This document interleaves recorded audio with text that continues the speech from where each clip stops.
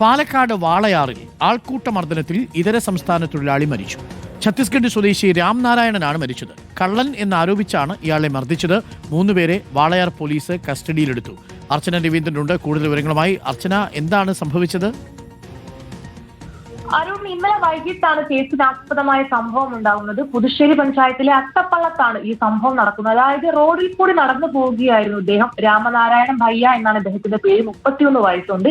ഇദ്ദേഹം നടന്നു പോകുന്ന സമയത്താണ് ഒരു കൂട്ടം ആളുകൾ ഇദ്ദേഹത്തെ തടഞ്ഞു നിർത്തുകയായിരുന്നു. തുടർന്ന് കള്ളൻ എന്ന് വിളിച്ച് ആക്ഷേപിക്കുന്നു. തുടർന്നുണ്ടായ ഒരു വാക്തർക്കത്തിനൊടുവിലാണ് ആൾക്കൂട്ടം ഇയാളെ ക്രൂരമായി മർദ്ദിക്കുകയായിരുന്നു എന്നുൾപ്പെടെയുള്ള കാര്യങ്ങളാണ് മനസ്സിലാക്കാൻ സാധിക്കുന്നത്.